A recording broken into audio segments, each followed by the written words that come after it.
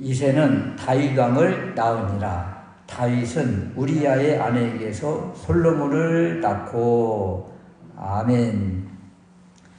마태복음 강의 5번째 마태복음 1장 6절을 통해서 우리야의 아내라는 제목으로 말씀을 드리려고 합니다. 허름하고 초라한 옷차림을 한 노부부가 그 하버드 대학교 총장실을 찾았다고 합니다.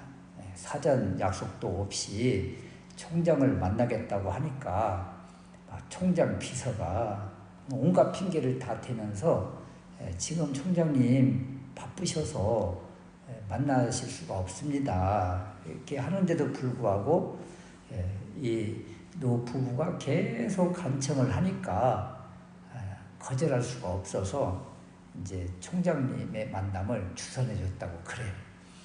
이제 총장님과 이렇게 노부부가 대화를 하는데 그 노부부의 그 부인이 이야기를 하는 거예요.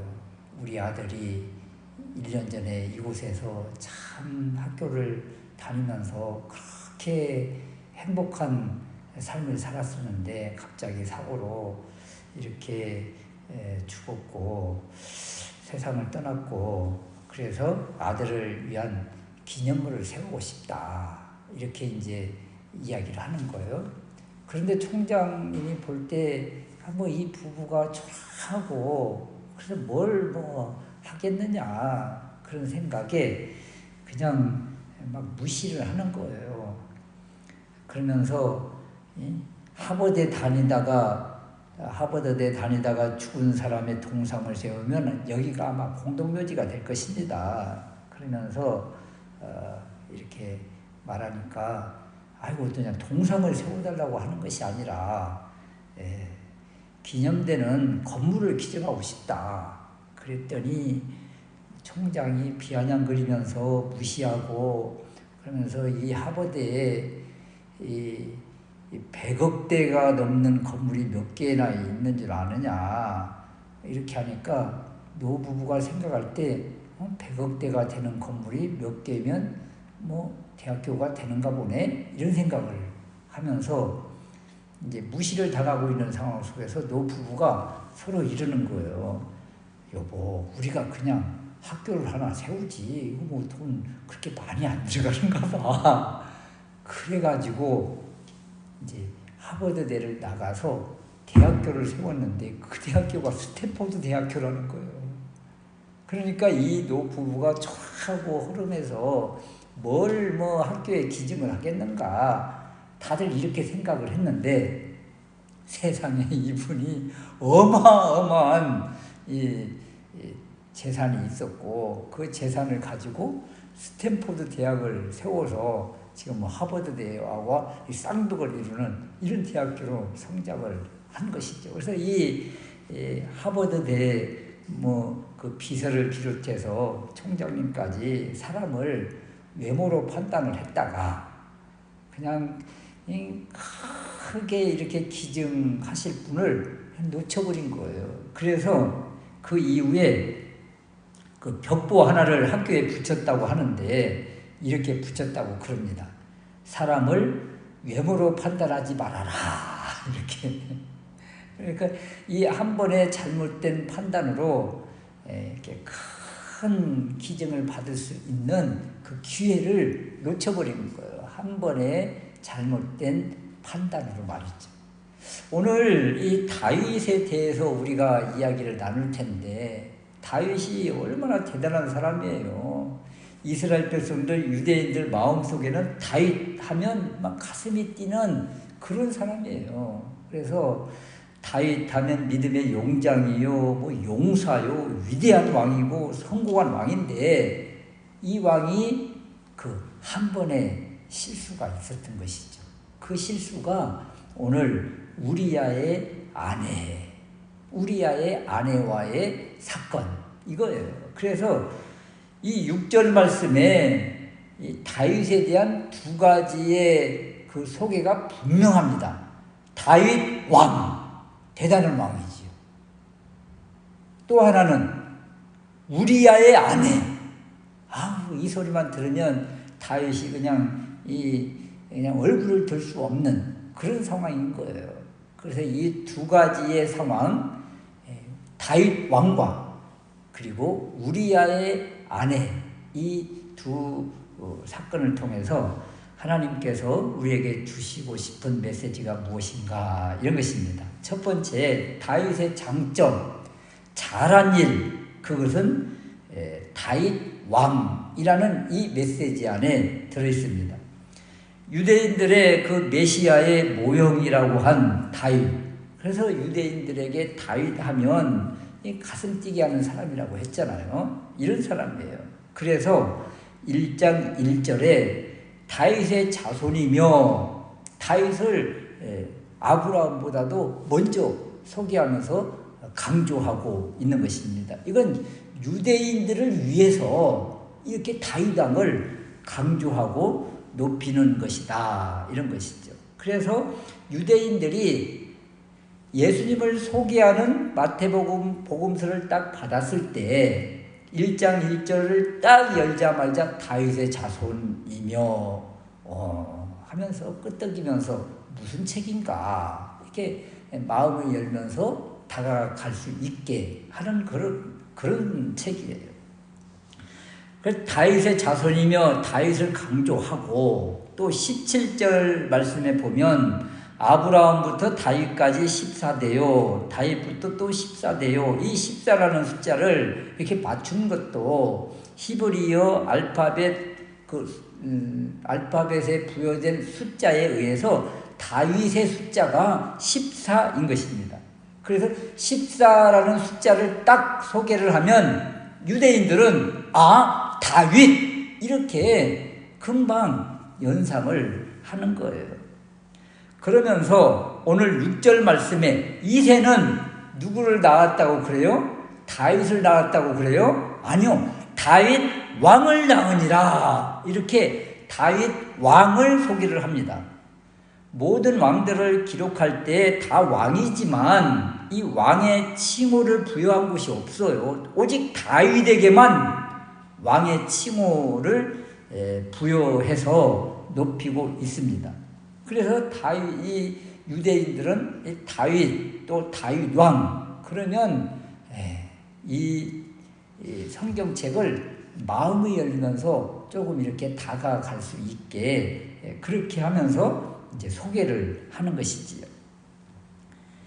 여러분, 다윗 왕 하면 이렇게 유대인들은 가슴을 뛰게 하는데, 흥분을 시키는데, 감동을 받는데, 그렇다면 다윗의 어떤 면에서 이렇게 유대인들이 좋아하면서 호감을 가지는가?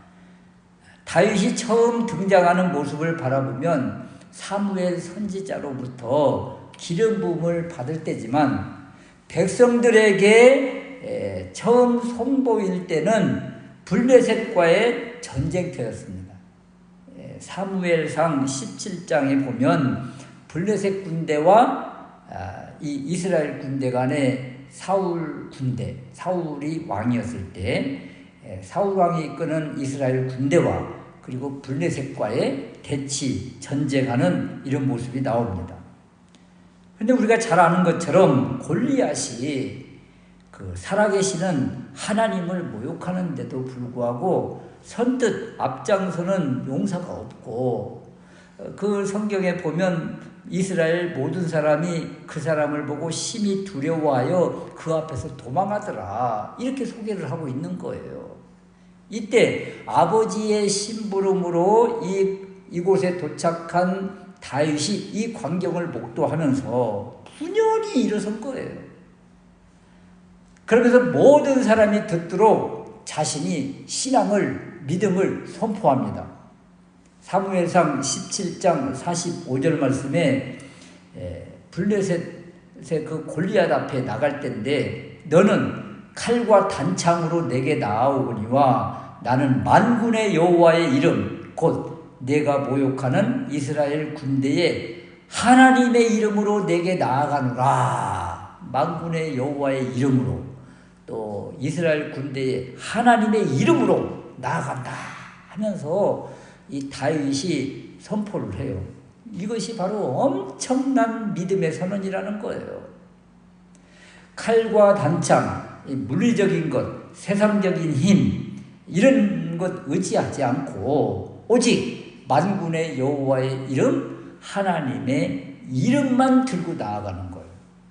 그리고 그 이후의 사건은 우리가 다 잘 알잖아요. 물맷돌 하나 던졌을 뿐인데 골리앗이 쓰러지고 골리앗이 찬 칼을 빼어서 골리앗을 머리를 자르고 높이 들면서 그 땅에 승전보를 안기고 그동안 힘들고 무거웠던 그리고 늘 괴롭힘을 당했던 그 블레셋 군대의 블레셋의 그 굴레에서 자유함을 주고 해방을 준 사람이 바로 다윗이거든요. 다윗.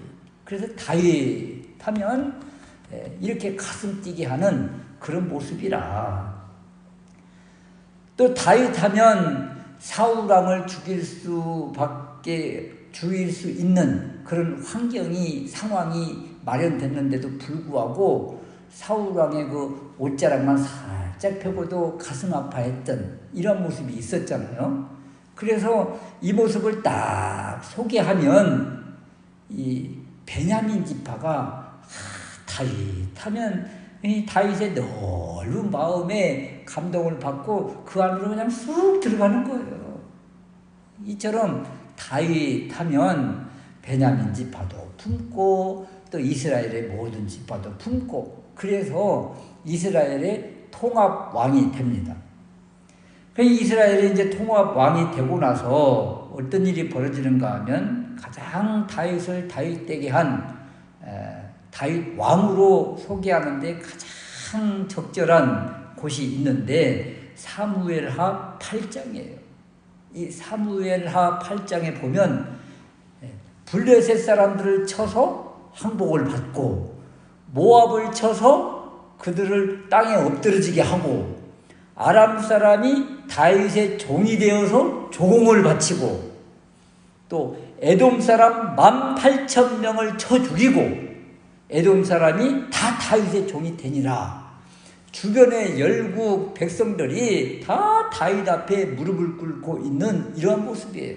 그 이전에는 이러한 사람들에게 비참하게 고통을 당하고 압박을 당하고 핍박을 당하고 괴롭힘을 당하고 그냥 하소연했던 이 이스라엘 백성들이 다윗이 다 왕이 되고 나서 이 모든 주변의 나라들을 다 잠재우고 이스라엘 백성들의 그 무거웠던 멍에를 다 벗겨주고 진정한 자유와 해방을 준 왕 다윗 왕인 거예요.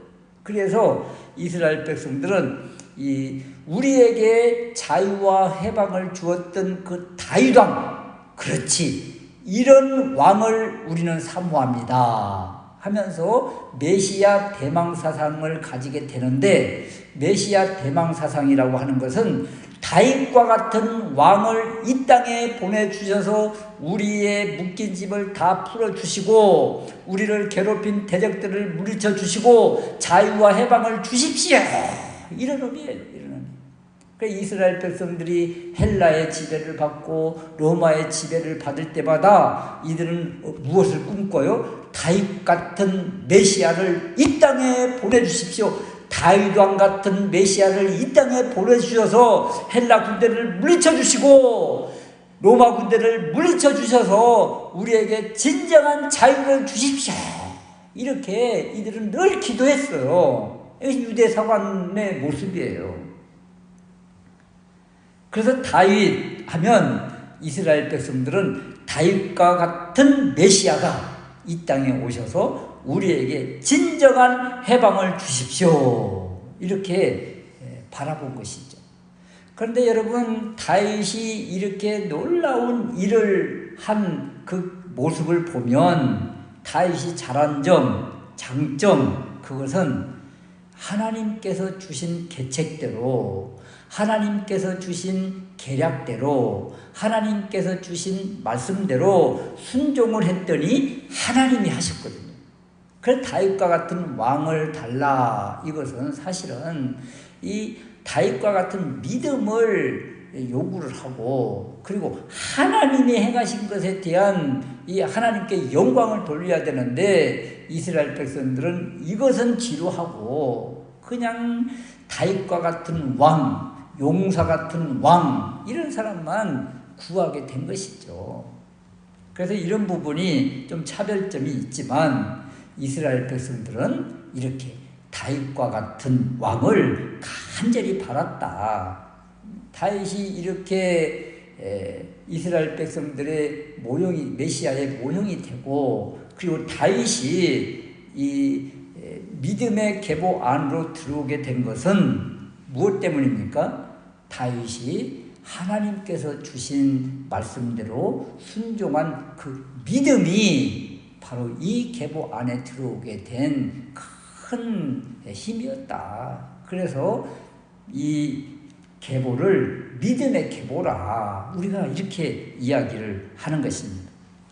두 번째 우리가 살펴볼 말씀은 이제 우리야의 아내인데, 하버드대가 한 번의 실수로 그 엄청난 복을 놓쳐버렸다고 그랬잖아요. 다윗이 바로 이런 모습이에요. 한 번의 안타까운 실수. 그래서 이 실수가 주는 의미가 무엇인가, 이런 것이죠. 오늘 말씀 6절에 보면 다윗은 우리야의 아내에게서 솔로몬을 낳고, 여기 우리야의 아내, 우리야의 아내가 누구예요? 밧세바잖아요. 우리는 다 알잖아요, 밧세바.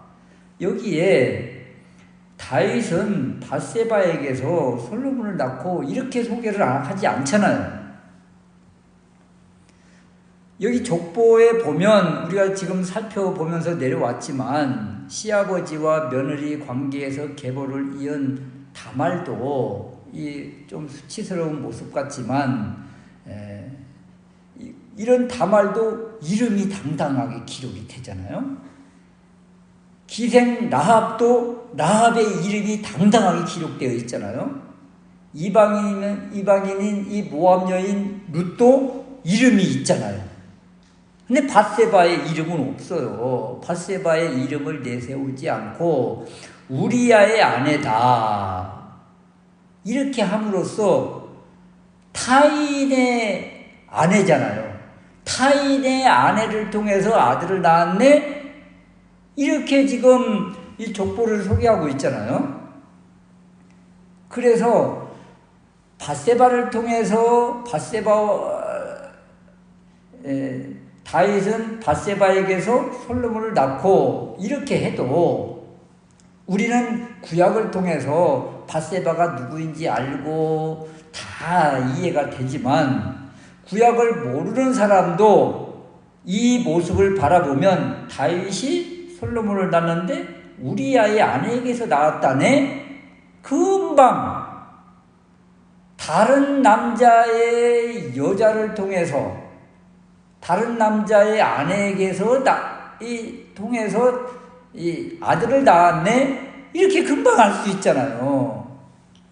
구약을 전혀 모르는 사람도 지금 이 마태복음 1장 6절을 딱 보면 다윗은 이상하네. 아니, 다른 남자의 아내를 통해서 아들을 낳았단 말이야? 이렇게 금방 알 수 있는 거예요. 그래서 이 우리야의 아내를 드러냄으로 인해서 다윗의 불륜을 지금 끄집어내고 있는 것입니다.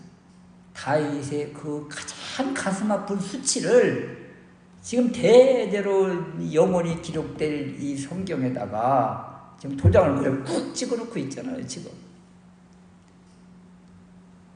다윗 하면 영웅이고 믿음의 용사고 승리의 전사인데, 안타깝게도 우리야의 아내 하면 그냥 기가 팍 죽고 그냥 쥐구멍이라도 그냥 들어가고 싶고, 또 그동안 쌓아놓은 모든 것이 다 허물어지는 이런 것인데, 이것을 마태는 의도적으로 지금 이렇게 우리야의 아내라고 만천하에 지금 드러내고 있는 것입니다.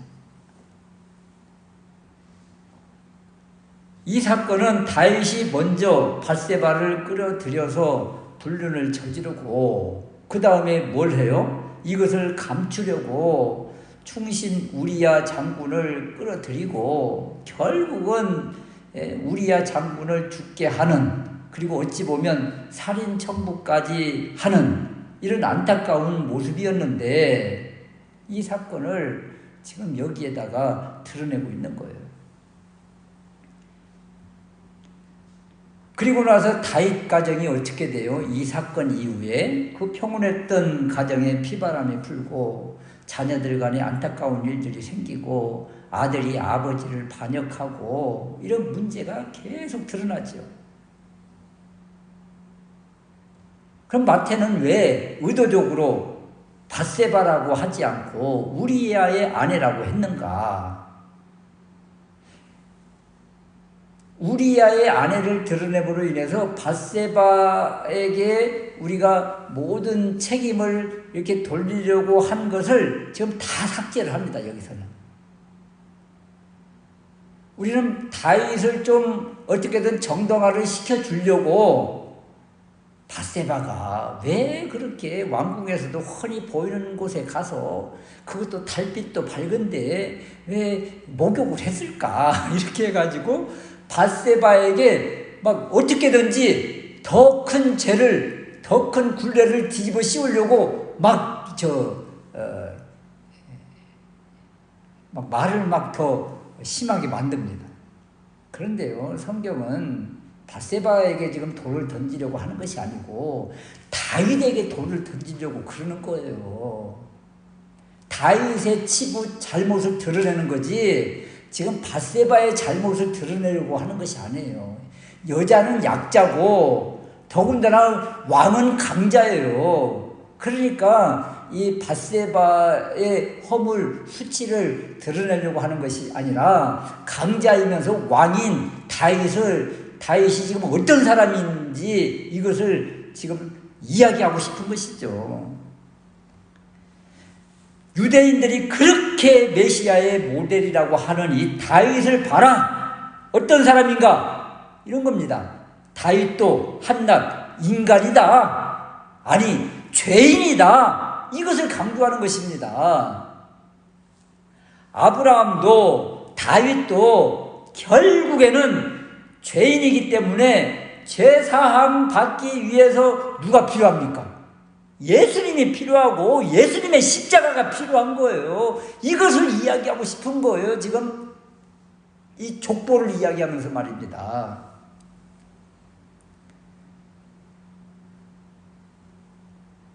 이들을 통해서 지금 그리스도 예수님을 등장시키면서 모든 사람은 다 연약하다. 모든 사람은 다 죄인이다. 아브라함도 그렇고 다윗도 그렇다. 그러면서 우리 모두는 예수님이 필요하고 이 제사함 주기 위해서 이 죄의 굴레, 이 수치 이런 것들을 다 해결해 주시기 위해서 예수님이 이 땅에 오셔야 됐다.